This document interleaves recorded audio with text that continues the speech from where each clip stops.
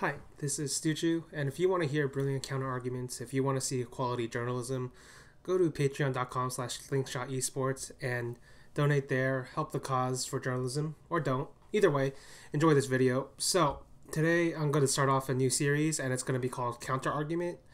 And basically, all this is just me explaining arguments I think are either undervalued or underappreciated for some particular reason.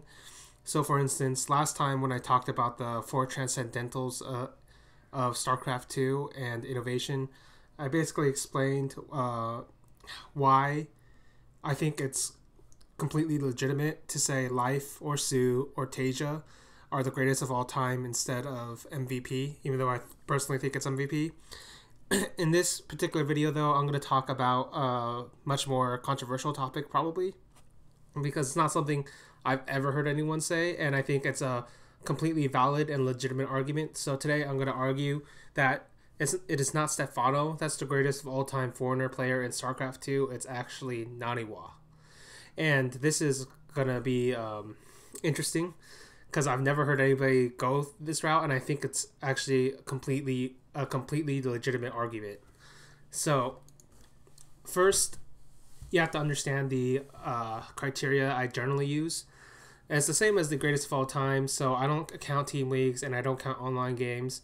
There are various reasons for that, but basically it's too hard to quantify all of that kind of stuff.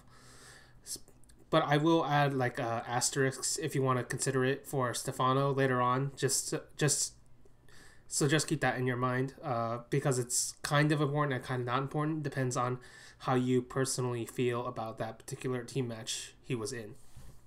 So, how do I start? Alright, let's start with Stephano. Here, he was the player I actually wrote as the greatest of all time foreigner and the greatest top 15 greatest foreigners list. And Stephano, there's very obvious reasons as to why he's the greatest of all time. He was the innovator of the Broodlord Infestor, or the 3-hatch Zerg style. Now you can argue whether or not he was actually literally the first person to do it. I will say he was the most influential person to do it. And at the very beginning of its apex, he was the person that was most associated with those particular styles. He also did Broodlord like Ultra, that was also him. So whatever the case, I've credited it to him, just like we credit Corsair DT to Bisu, even though he literally was not the first person to do it.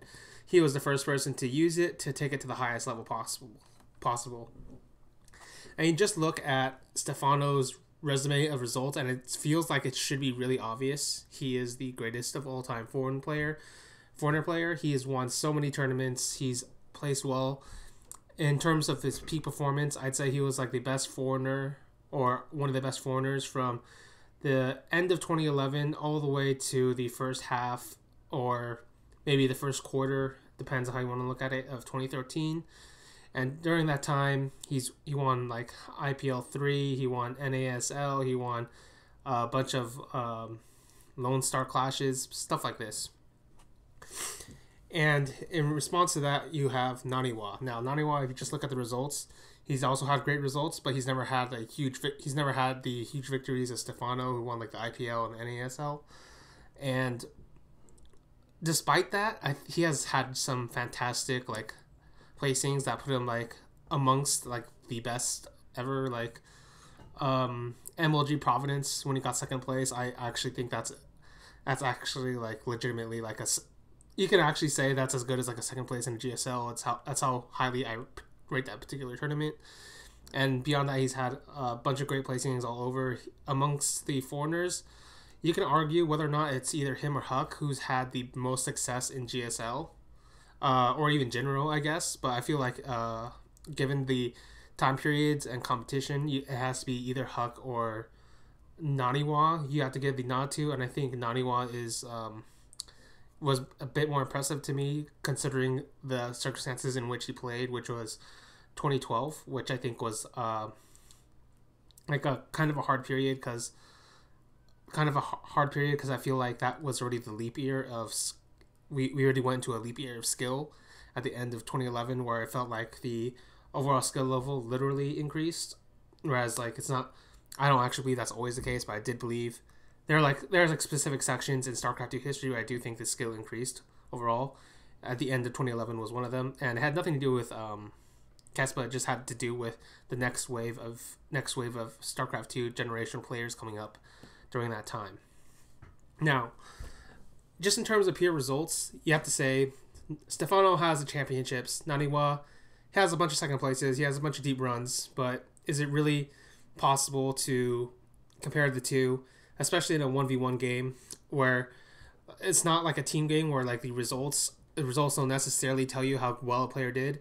There is a higher correlation here, but I'm here to tell you that there is a very strong case that you can say Naniwa was the greater player than Stephano. First, you have to take into consideration the time frame. So I said earlier, Stephano 1.5 years, end of 2011 to the beginning of 2013, or the first quarter of 2015. So I guess it'd be 1.25 to 1.5 years. For Naniwa, though, beginning of 2011 to the end of 2013, that was when he was at his peak, and it's arguable as to where you want to place him throughout those time periods as to whether he was the best foreigner or the top 5 foreigner. But it's inarguable to say he was ever below that period, even when he had like slumps or had like some bad results. It was never long enough to consider dropping him down rank. At least that's what I thought. So in just terms of pure time, that's 2 years to 1.5 or 1.25 years. So in terms of longevity, Naniwa has Stephano beat for certain. I don't think that's arguable. Now, you just look at the players beaten. So this is one of the primary ways I used to quantify like greatest of all time players. They've both beaten a lot of top 10 players of each race. They've both beaten a bunch of foreigners of each race. So basically, I quantified it. If you want, you can quantify it by like the top 5 players of each race, the ones they've beaten. So Stephano during his 2012 run, and like a bit of 2011. So at the end of 2011 in ESWC, he beat Marine King, and Marine King, I don't really have that much respect for his play overall, but he was a legitimately great player during that time, so that was a good win. Beyond that, I have to say, like, during 2012, Stephano was the Protoss killer. Beat Parting, beat Squirtle, beat MC, beat Hero, beat Alicia. He beat these guys all pretty often, and amongst those names I've listed, Parting and Squirtle were particularly notable. It was at Red Bull 2012 Austin, because I think Parting was legitimately top 3 Protoss at the time, and Squirtle was arguably, I don't think he was the best at the time. I have to check the date, but he was definitely a top 5 Protoss, definitely right up there. MC still continued to be top 5 Protoss, and then there's actually some argument as to where Hero is. Like, I think he's underrated by the majority of people who've seen StarCraft 2 recently, just because he's been so bad in recent years. But in 2012, he was legitimately a really great Protoss, even though he was like similar to Teja in that he never had super strong GSL results, but outside of it, he was amazing. And there are some people who will argue that he actually had legitimately the best late game of any Protoss player, particularly in PvZ, and Stephano beat him in that. So you have to respect that result, definitely. And then the final player on Stephano's hit list, if you want to call it that, is Polt. And Polt is one of the 3 Terrans I consider like legitimately like good wins during this time period, because it's for all of 2012, I think Terrans were too easy to kill. It wasn't that they were bad, it was just that the meta for Zerg was so good to kill Terrans that if you were a Terran and you were doing well in that era, so like Lucifron was doing really well in Europe, and beyond that there was like MVP, Polt, and Teja in Korea. Like, that's it. And then there's like random spikes. Like Innovation was good near the end. Ryung and like Gumiho were good at bits, but it was never a very long period. So that's kind of how I frame it. So him beating Polt is a pretty good result, and they've had multiple clashes throughout their like careers against each other, especially in 2012. Like, that's the hit list. That's a pretty good hit list, right? Like, a bunch of great Protoss players and a few Terran players. Now we go to Naniwa. Now Naniwa, his hit list consists of in 2011 he beat MVP, Nesty, Huck, DRG. I think he was like Nesty twice or something in like MLG Providence, where there was that weird mini tournament before it, I think, and then there was like the actual tournament. And I know a lot of modern viewers will be like, Huck, really? But no, Huck was a legitimately great Protoss player during that time. I argue he was a top 5 Protoss player at the end of 2011, and DRG was obviously considered the best or amongst the top 3 of the Zerg. Nesty as well, and this was during MVP's prime. So you have to give the nod to Naniwa. He basically killed like almost all the best players. The only guy he didn't kill, and the guy who killed him, was Lenok. So that's like an incredible result. He basically killed everybody except Lenok. That was great in the world, and I guess Jock G, who ended up winning that GSL, but that's a different story in and of itself. In 2013, he went to WCS EU Season 2 finals. No, it wasn't EU. It was just like Season 2 finals. And this is a legitimately great result because he basically beat Innovation in the group stages and showed the world that Innovation could die. And here's the funny bit. I think later on, Duck uses a very similar kind of style to beat Innovation, but that's a different story. But basically, he beat the guy everybody considered at the time to be the best player in the world. Had to give props to Naniwa for that, even though he didn't go far in that particular tournament. And then in 2012, he beat guys like MC and Nesty, Lenok very early on when they're all still great players, particularly Nesty. Like for Nesty, there's only like 1 or 2 periods in which he was still great in 2012. That just happened to be one of them.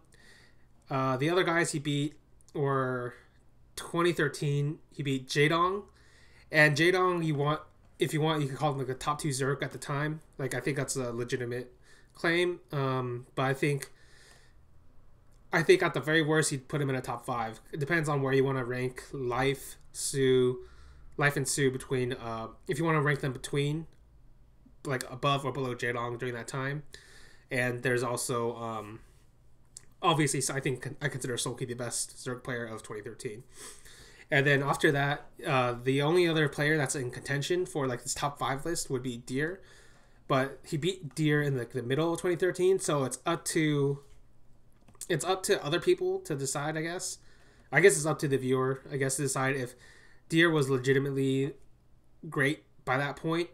I'd have to say he was showing a lot of promise, but he didn't really have the results to back up saying he was going to be that like superstar, like kill everybody near the end of 2013 that he ended up becoming.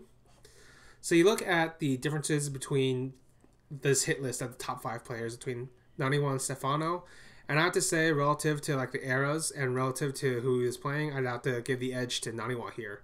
I think Nesty, MVP, Huck, DRG, Innovation, like these are all guys I consider like I rate higher relative to the era to the people that Stephano was beating in 2012, and then even in 2012 they were sharing like similar like victims like MC was there, and then like Nesty, Lenok is kind of equivalent to like Hero and Alicia, stuff like this. Whereas you have to give a nod to Stephano for beating Parting and Squirtle, but Parting and Squirtle aren't quite on the level as like MVP, Nesty, DRG were at the end of 2011. All right, so I think if you're just looking at, and then obviously like Naniwa has Innovation, clear number 1 player in the world, killed him. So I think if you just look at the peak level of players they beat, I think Naniwa, you have to give the nod to Naniwa here and say I think he edges out Stephano in that regard. And I think if you look at the overall rest of the victims in terms of foreigners, in terms of the top 10 players per race, they're very similar across the board, except Naniwa's beaten them across a longer period of time by like half a year. So there's that.